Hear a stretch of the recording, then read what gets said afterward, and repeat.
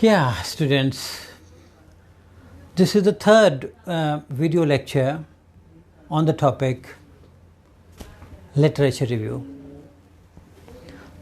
So I talked about literature review in the earlier videos also and told you that this gives a location. Literature review gives a location to your research project, and it gives you a chance to demonstrate your familiarity with the topic and scholarly context, that you know the topic, you are familiar with the topic, you are a well-read scholar on the topic. And literature review develops a theoretical framework and methodology of your research work. The literature review gives you a position. This literature review gives you the chance to position yourself in a relation to other researchers and other theorists. It gives you a chance to show how your research addresses a gap, how your research contributes to a debate on a particular topic. You probably won't be able to read absolutely everything that has been written on a particular topic. You will have to evaluate which sources are most relevant to your questions. You cannot read everything, but you should read the literature available on the topic you are working upon.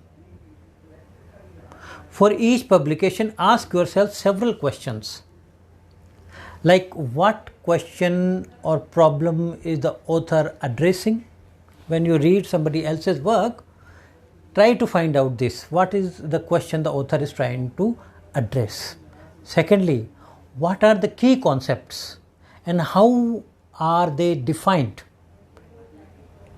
in the work you are reading? And third, what are the key theories, key models, key methods? Does the research use established frameworks or take an innovative approach? And the fourth, what are the results? What are the conclusions of the study? And the fifth, how does the publication relate to other literature in the field? Does it confirm? Does it aid to? Does it challenge established knowledge? And the sixth, how does the publication contribute to your understanding of a topic? How does the publication contribute to your understanding of the topic? Has it enriched your understanding? And seventh, what are the key insights? What are the key arguments? And the eighth, what are the strengths and what are the weaknesses of the research?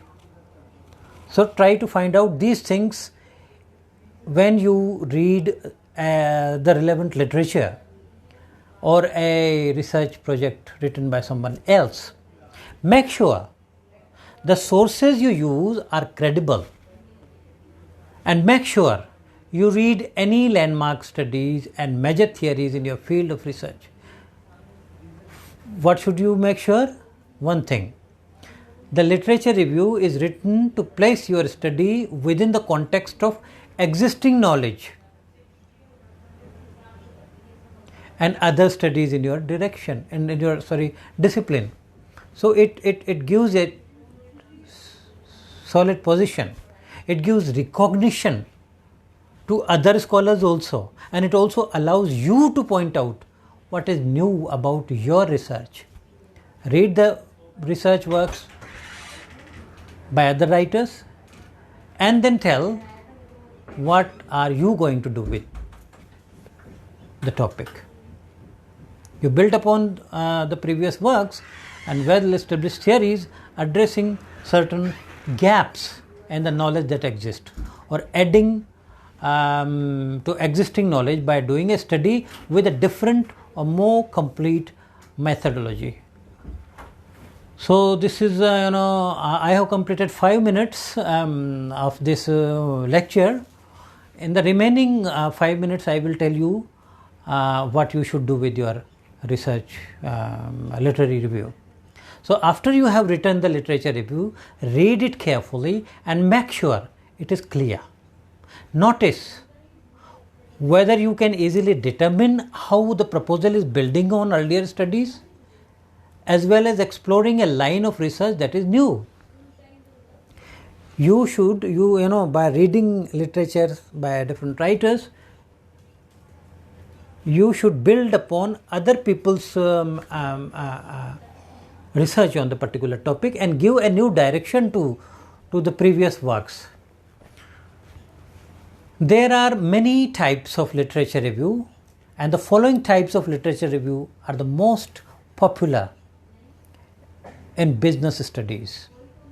I will take 4 more minutes, so you should be patient for a while. Thank you for bearing with me. Narrative literature review, one thing. Systematic literature review, argumentative literature review, integrative literature review, theoretical literature review. So I will discuss these 5 techniques of literature review. Narrative literature review critiques the literature and summarizes the body of literature available. Narrative literature also draws conclusions about the topic and identifies gaps or inconsistencies in a body of knowledge. You need to have sufficiently focused research question to conduct a narrative literature review.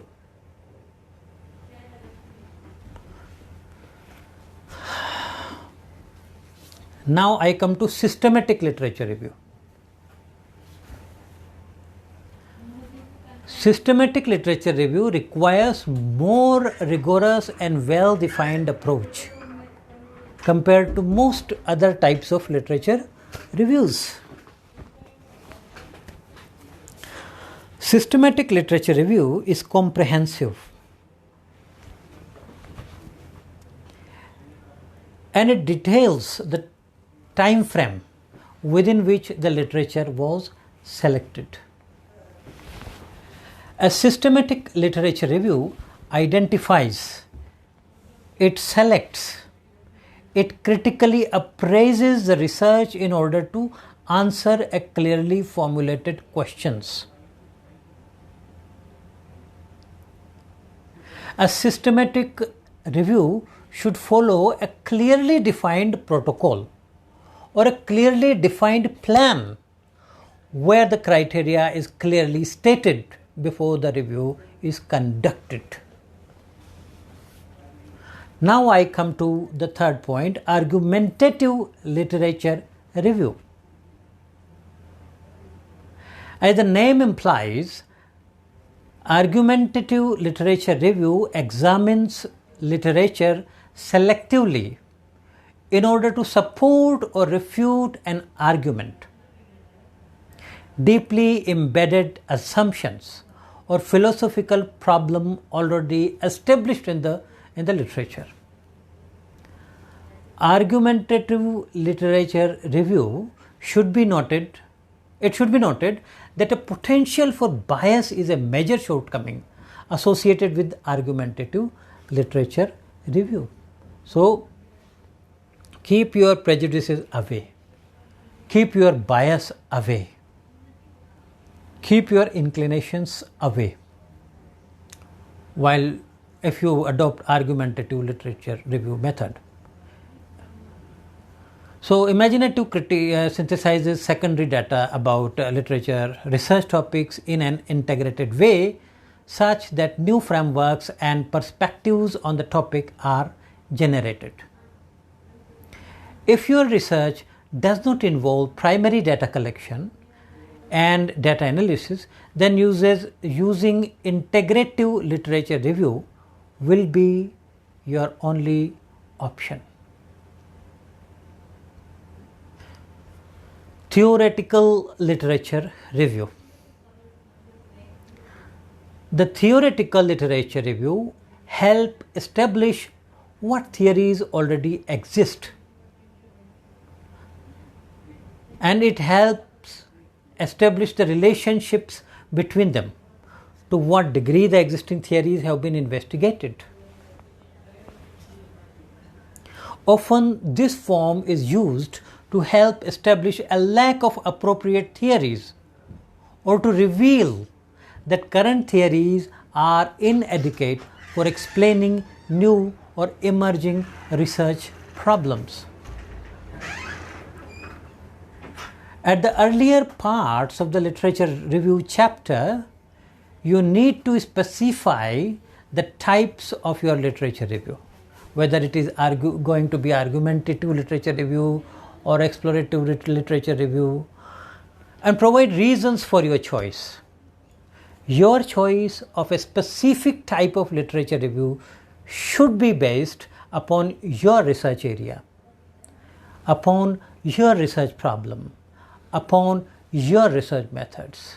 Also, you can briefly discuss other most popular types of literature review also mentioned earlier in this lecture. So you watched this final video on this topic patiently. Thank you for that. Though in the beginning you might have felt that it might be a boring topic, but I hope it has interested you. You liked this topic very much, and it will be beneficial for you in your research.